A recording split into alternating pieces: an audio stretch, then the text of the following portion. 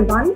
So my name is Екатерина Stashevskaya and I've been teaching English for about 14 years now. I've got a small language studio and I'm also a teacher trainer. I mostly enjoy teaching young learners and teenagers, so these are two of my favorite topics to present on.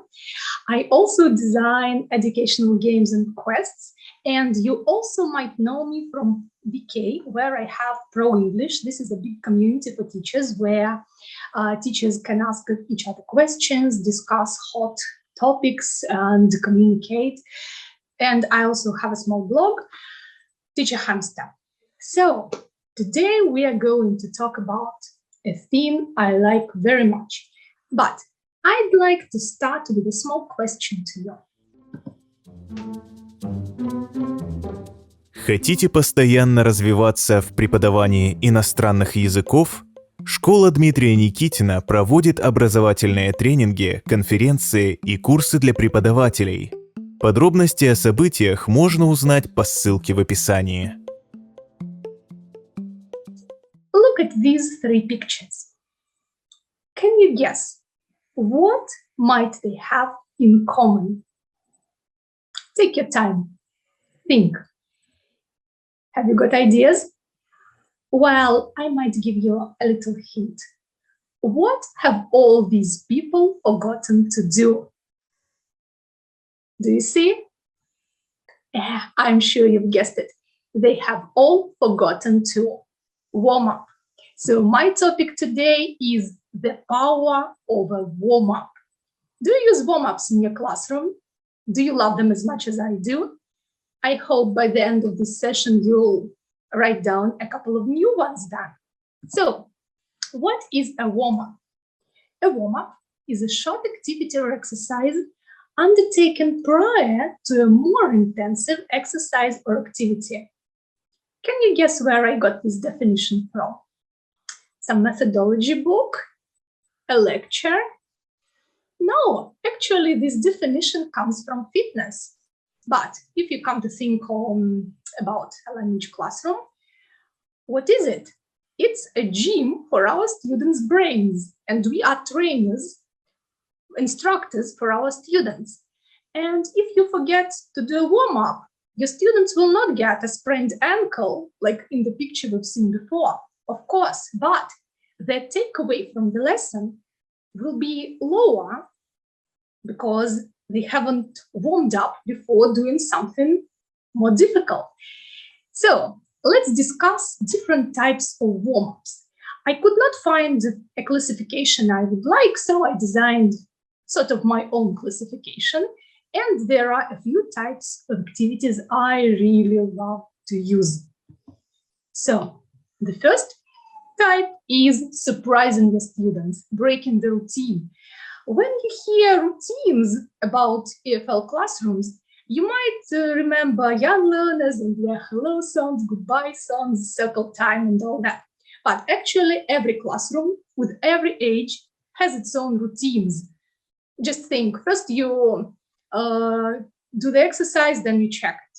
First you read the text, then you answer the questions. You check your homeworks at a particular stage of a lesson. Sometimes at the beginning, sometimes at the end, but you have routines in every classroom with young learners, with teenagers, with adults. And if you break it from time to time, you catch your students' attention. They're surprised and they become more engaged in what's happening in the classroom. Just like we did at the beginning of this presentation. It's difficult to start with the title of the lecture, but I wanted you to figure it out, so I offered you to think what the pictures have in common. Why not? Another example, how do you work with the words? First you introduce the vocabulary, then you practice it, and then in a couple of lessons you write a dictation. Is that right? What if you change your routine? What if you do a teach test for a change? If your students already go to school, they have studied this vocabulary probably. So why not ask them to write a dictation before you start the new vocabulary set? You can give them a picture dictation and ask them to write as many words as they can. Then you can ask them to pair into groups and to help their partner to add more words. Then they can unite into threes or fours and add more words. And after that, you can go to the vocabulary activities. Why don't you try it? And let's think, what routines can we change to surprise our students? Just pause the video for a second, take your time, think about it. What can you change? What can you do in a different way to get your students' attention? Well, I've got a few examples. We've already talked about test, teach, test. Then if you usually check your students' homework, why don't you give them the keys to check themselves or each other for a change? Or a thing which students really like is to do an exercise one more time. You do a challenging exercise, and next lesson you start the grammar topic, for example, by doing this exercise again. Your students will be surprised because usually they still have a couple of mistakes in the exercise they did last time, and that's something to discuss with them. Or you can ask students to correct your mistakes instead of correcting theirs. Or very often I ask students to make tasks for their group mates. Students like tasks generated by themselves. And I might ask them to write sentences with gaps, for example, or make a crossword or a word search, or words to unscramble. And usually next lesson, I give out the tasks generated by students to their group mates. So they exchange their tasks and do them. But from time to time, I might keep these tasks until the end of the unit and then give them back to the students themselves and ask them to do the crossword they did like 4 or 3 lessons before, or do and then scramble or complete the sentences. And very often they feel surprised because they cannot find or remember all the words. And this is again something to discuss about reviewing the material, memorizing it. And this really breaks the routine and helps us to get the students' attention to the material we would like to revise, for example. Or before reading or listening to the text, you might ask students to answer the questions, to give some wild predictions, and then to listen or read the text and to check if their predictions were right. So there are lots of ways to do it. Another type of activities I really like to use as warm-ups is something I'd like you to figure out. So you might take a couple of minutes, pause the recording, look at it, and try to solve this riddle. So how do I call the next type? So the apostrophes mean the letters which are taken away from the word. So this is racket. We take away 2 last letters, so this is rec. This is, of course, New York. So this is your. So I'm sure you know that this is bread, and this is the letter A. So the next type is called by me, wreck your brain. You're interested, aren't you? Students like solving riddles, solving puzzles, thinking about different mysteries. Why don't we use it? Actually, you can make such a riddle for practically every topic. You can make a riddle for every word, like transport or healthcare or, I don't know, restaurant. You can just use pictures, use riddles to present a word, and this word will be your next topic, and students will have to figure it out before you open the book and start the next topic. Another activity which fits perfectly into this category is using abstract pictures. I love the website called wombo.art. It's artificial intelligence which generates some pictures according to the words or phrases or sentences you type. And for example, when we study vocabulary, new vocabulary, I might ask students to look at the pictures this artificial intelligence generated and ask them to match the pictures to the words we studied last lesson. So what is number one? Yeah, that's a shop assistant. And what can you see in picture two?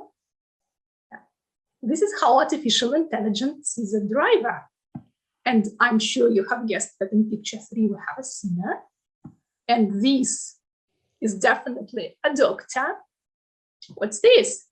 Yeah, you're right. This is a policeman, a builder, and a football player. You can think of loads of activities with these pictures, and I can talk about them for ages, but not all of these activities are warm-ups. But there's one more activity which might be used as a warm-up too. Хотите постоянно развиваться в преподавании иностранных языков? Школа Дмитрия Никитина проводит образовательные тренинги, конференции и курсы для преподавателей. Подробности о событиях можно узнать по ссылке в описании. Again, take an exercise you did the previous lesson, something that is already completed in your course book or workbook, and ask students to choose one of the sentences, go to this website and generate one picture representing this sentence. Then they mingle, show the pictures to their group mates, and name the sentences. This is an ideal task because first they really have to rack their brains to think hard, to recognize something in this blurry abstract painting. And then they review the grammar pattern you have studied last lesson before they go on to more difficult exercises where they have to use this grammar pattern in their own sentences. They just have to read the sentence from their book or workbook. So if you look at this exercise and if you look at this picture I generated, can you guess the sentence? Yeah, of course, they are dancing or the girls are dancing. So I highly recommend you to try this website. Another thing we have done with you today too, it's finding things in common between different pictures. It's a great way to introduce a new topic. Look at these pictures. What do they have in common? Yeah, they're about going on holiday, they're about relaxing, maybe about hobbies, but there's more.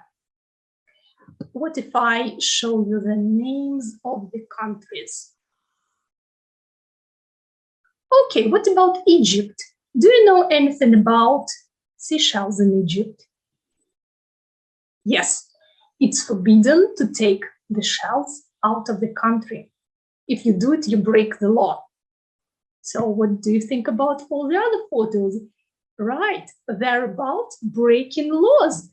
You can do something on holiday and you won't even know that this is a crime in this country. For example, in Sri Lanka, it's forbidden to take a selfie with the Buddha statue.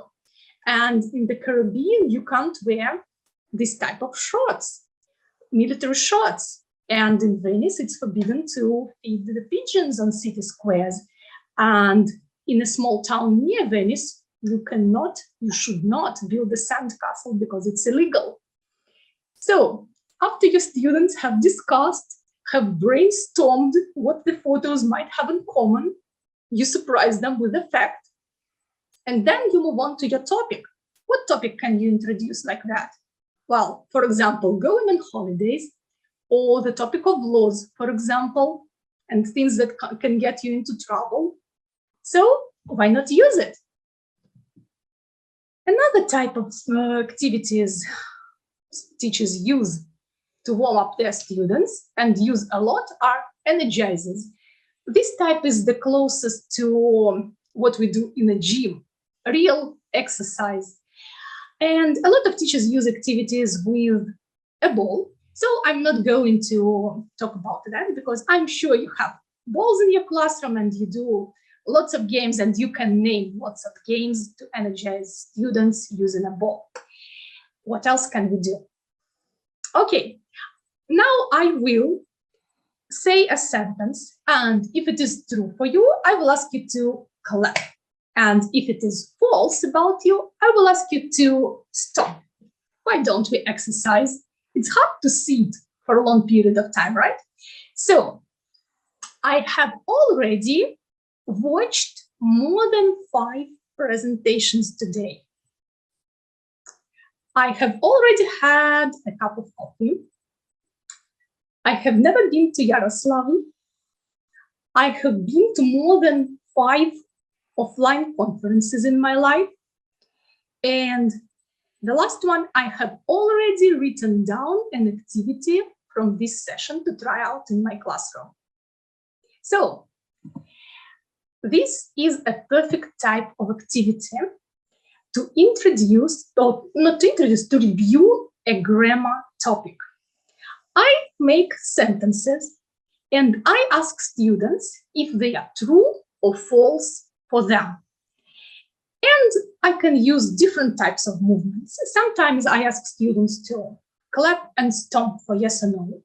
And sometimes I might describe, for example, a bedroom and ask students to stand up if they have this thing in the bedroom, or sit down if they don't have, like, there is a bed in my bedroom, there is a sofa in my bedroom, there are lots of chairs in my bedroom, there is a bookcase in my bedroom, and so on.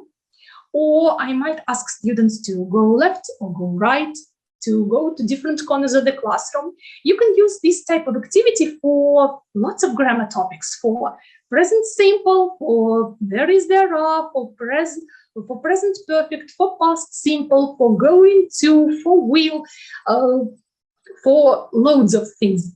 If we are studying present simple, for example, I can name the corners of my classroom. Never, sometimes, usually, always, and give statements and ask students to go to the corresponding corner. So you see, the object of the activity is to name the pattern, to name the sentences with the pattern. Students listen and they review what they have learned in the previous lesson. And students move, showing their group mates some information about them. So they learn more about each other, they move, they exercise, and after that you sit down and you go to something more difficult. Хотите постоянно развиваться в преподавании иностранных языков? Школа Дмитрия Никитина проводит образовательные тренинги, конференции и курсы для преподавателей. Подробности о событиях можно узнать по ссылке в описании. Another type of activities, including movement, is activities with stickers. I love using stickers in the classroom because students love them. What can you do? Sometimes I do sticker pots, like in this photo on the right. I make pots of stickers on 2 walls of the classroom.